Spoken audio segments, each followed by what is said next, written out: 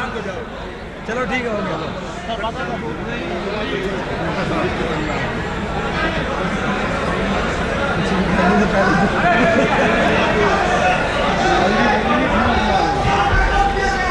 अच्छा डेनियल, अब बोलने दीजिए।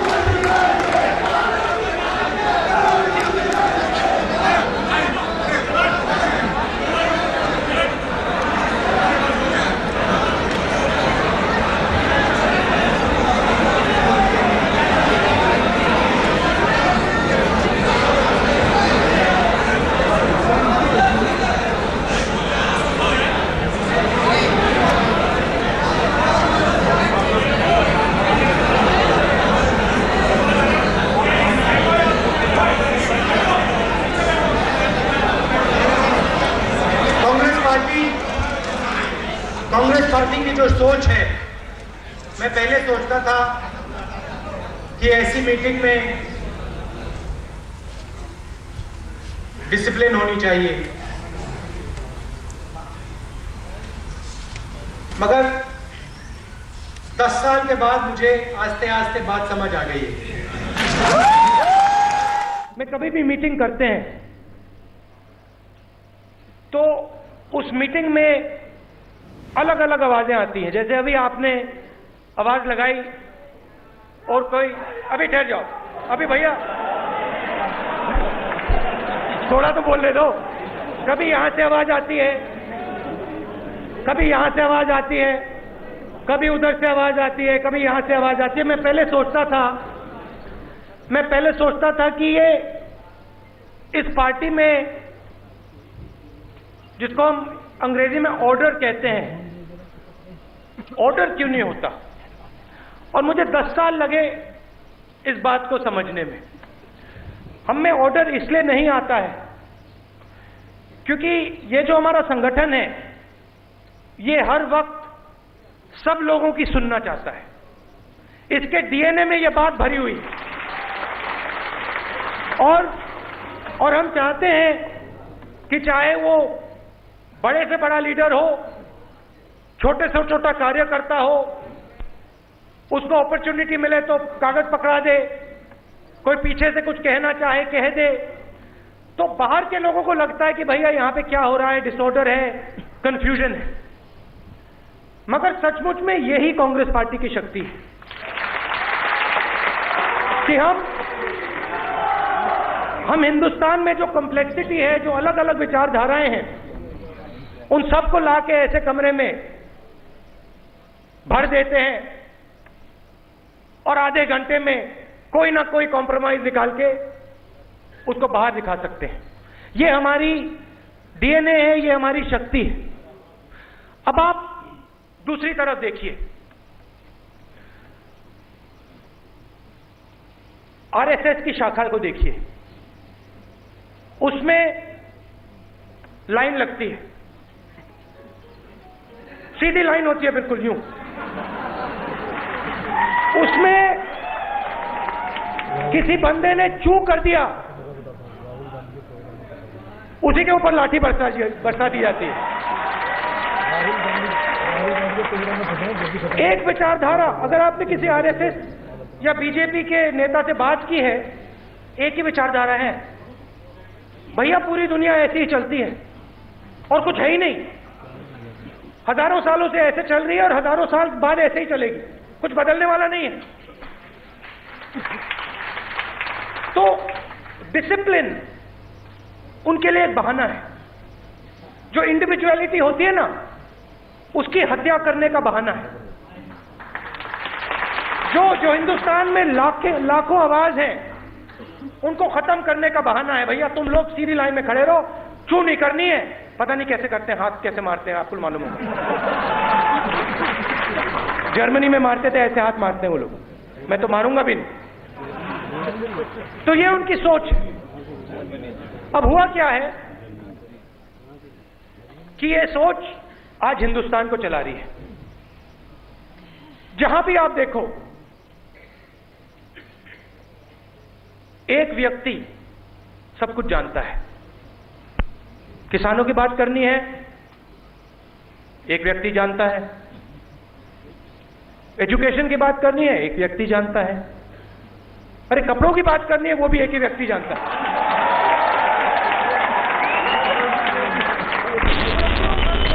तो अब हो क्या रहा है? हजारों अलग विचारधाराएं हैं। असम में लोग अगर अलग सोचते हैं, बिहार में कोई कुछ और सोचता है। हाँ भैया, आपकी बड़ी टेक्निकल विचारधारा होती है बिहार में। आंध्रा का आदमी कुछ और सोचता है, तेलंगाना का कुछ और सोचता है।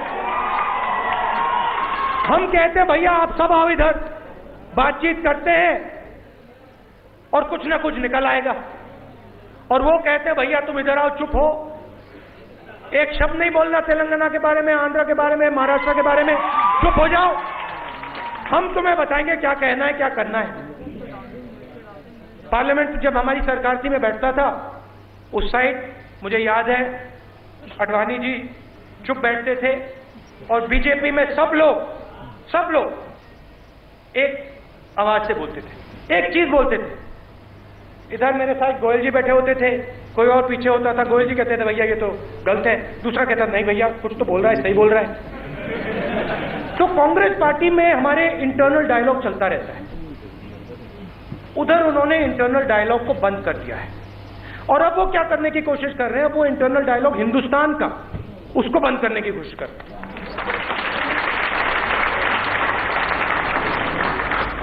तो अलग अलग जगह देखिए, मोदी जी कहते हैं, भाषण में कहते हैं गरीबों की मदद करनी है। और मैंने पहले कहा है, फ्रांस का दौरा हो गया, यूएसए का हो गया, नेपाल का हो गया, मंगोलिया तक चले गए, मंगोलिया तक चले गए, चीन चले गए, मगर भैया किसान के घर नहीं गए।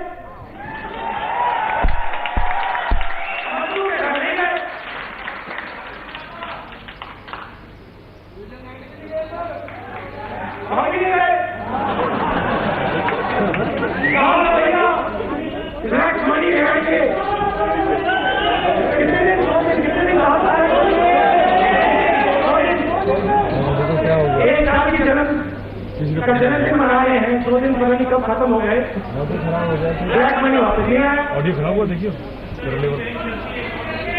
और फिर सबसे मजा आता नहीं रहा, आप तो नहीं आया, हमिंग आ रही है बहुत ज्यादा। और फिर सबसे मजेदार बात देखो, जब यार इसको जो शाखा में मेरी तार अंदर दबा दे यार, इसको बहुत तार अंदर दबा दे, शाखा में से नहीं निकल के आए, आप लोग को मैं शायद दबा दे अंदर 5 सेकंड के लिए शाखा में ना खड़ा कर पाऊं। क्यों कर रहे हो, इसलिए कर रहे हो, हमें जवाब देना पड़ेगा भाई, इसलिए कर रहे हैं, वहां पे जवाब नहीं देना पड़ता, बस खड़े हो जाओ, बकवास मत करो।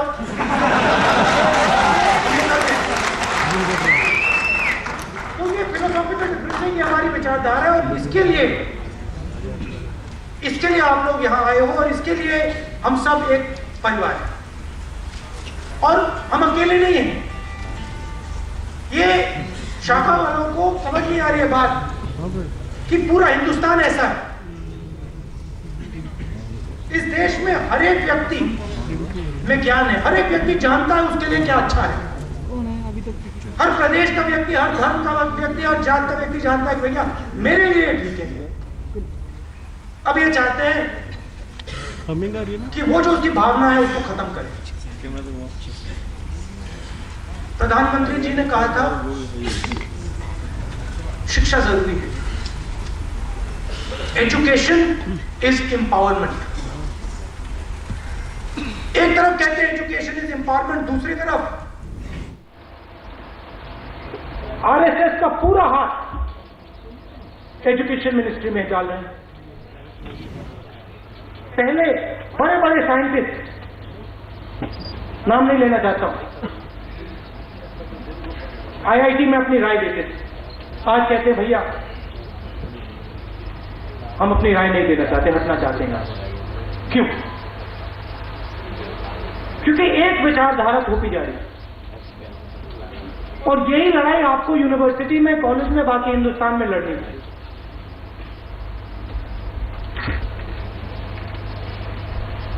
जैसे आप जो करना चाहते हो करते हो, वो हक हर एक हिंदुस्तानी को है, चाहे वो कितना भी अमीर हो, चाहे वो कितना भी गरीब हो, वो हक सबके पास होना चाहिए।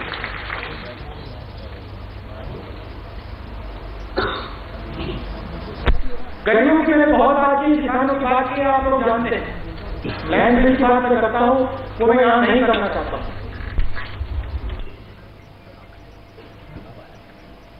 मगर हमारा यूनिवर्सिटी सिस्टम जो है, एजुकेशन सिस्टम जो है, वो इस देश का भविष्य है। चाहे वो आईआईटी हो, आईआईएम हो, अलग हायर इंस्टीट्यूशंस की बॉडीज हो, चाहे वो हमारे स्कूल हो, वो हमारा भविष्य है। और आप कॉलेज के स्टूडेंट्स के संगठन, तो ये लड़ाई आपकी लड़ाई है। जहां भी ये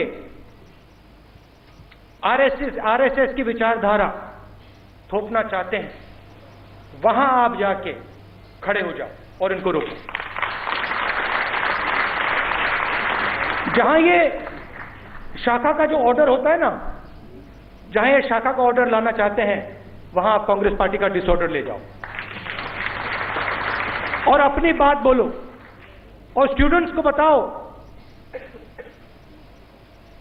कि हम चाहते हैं कि वो अपने आप सोचकर अपनी विचारधारा निकालें, वो अपने आप सोचकर समझकर अपने लिए फैसला करें कि इनको क्या अच्छा लगता है, क्या अच्छा नहीं लगता है, क्या विचारधारा उनको अच्छी लगती है।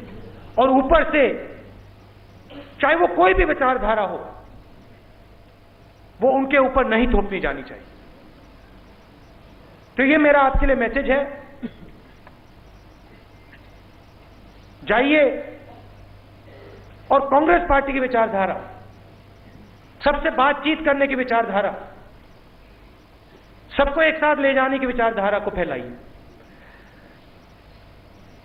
संगठन की मैं थोड़ी बात करना चाहता हूं। अभी आपने कहा कि पंजाब में चुनाव जीते, गुजरात में जीते, राजस्थान में जीते। मुझे बहुत खुशी हुई है कि जहां हम ऑपोजिशन में हैं, वहां आप एक के बाद एक एनएसयूआई के चुनाव जीत रहे हो, स्टूडेंट्स के, यूनिवर्सिटीज के चुनाव जीत रहे हो। बहुत डायनामिज्म है आप में, और आपके लिए कांग्रेस पार्टी में बहुत बड़ी अपॉर्चुनिटी है। अब ऑपोजिशन का समय है, और पता नहीं आप मुझसे अग्री करते हो या नहीं, मगर मुझे तो ये बहुत आसान दिख रहा है। आसानी से यहां पे काम करा जा सकता है, क्योंकि हमारी जो सरकार है वो एक के बाद एक गलती कर रही है। चाहे वो किसानों के मामले में हो, चाहे वो शिक्षा के मामले में हो, चाहे वो मेक इन इंडिया के मामले में हो, चाहे वो हिंदुस्तान के दौरे के मामले में हो, एक के बाद गलती कर रहे हैं। मेक इन इंडिया की बात करते हैं, मैं आपको अभी बता देता हूं, आप अभी से प्रचार शुरू कर दो। मेक इन इंडिया कुछ होने वाला है नहीं, जीरो निकलेगा इसमें से, जीरो। क्योंकि मेक इन इंडिया के लिए आपको हिंदुस्तान की आम जनता को शक्ति देने की जरूरत है। मेक इन इंडिया के लिए आपको गरीब जनता को भरोसे देने की जरूरत है, तभी मेक इन इंडिया होगा। ये सोचते हैं कि 2-3 बड़े उद्योगपतियों को आप फाइनेंस दे दो, मदद कर दो, सपोर्ट कर दो और मेक इन इंडिया हो जाएगा। नहीं होने वाला है। 5 साल बाद आप देख लेना 5 साल बाद क्या, 1 साल का रिकॉर्ड देख लो, क्या 1 साल में किसी को रोजगार मिला है? कल मनमोहन सिंह जी ने कहा, भैया मनमोहन सिंह जी ने कहा इकोनॉमी डाउन जा रही है। उसके बाद प्रधानमंत्री जी ने 1 घंटे की पाठशाला ली हमारे प्रधानमंत्री जी से, समझने की कोशिश की कि भैया ये कैसे चलती है, इकोनॉमी कैसे चलती है।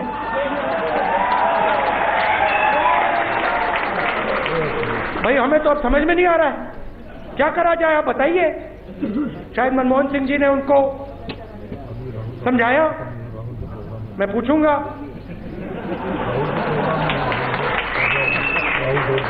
तो यहां पे कुछ चलने वाला नहीं है, आपके लिए अपॉर्चुनिटी है, आप बस लड़ जाइए।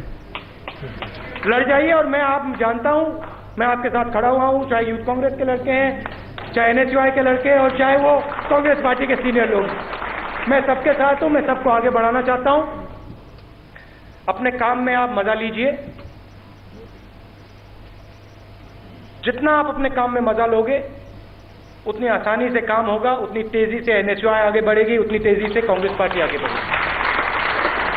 नए लोगों को लाइए और मुझे बुलाइए, अपने प्रदेशों में मुझे बुलाइए, कहिए भैया चलिए हमारे साथ आइए।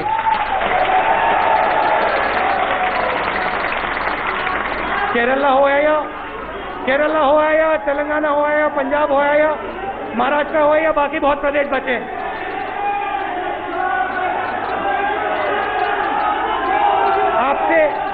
आपसे बात कर आपसे यहां आकर यूपी बिल्कुल आपसे बात कर मुझे बहुत शक्ति मिली है, इसके लिए बहुत बहुत धन्यवाद। जय हिंद।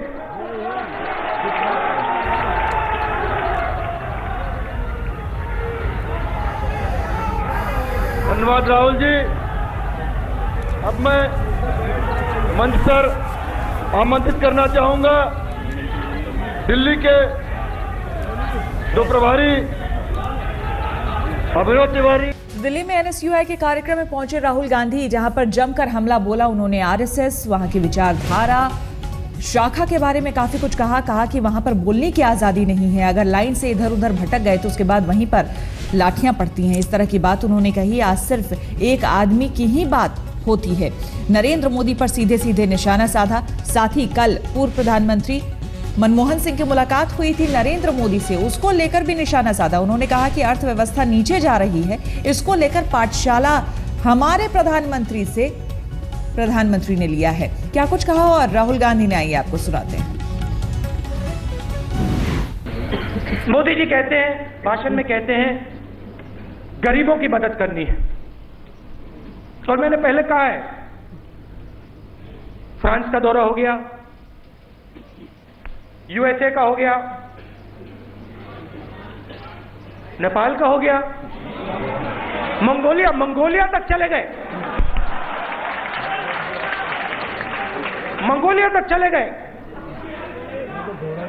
चीन चले गए,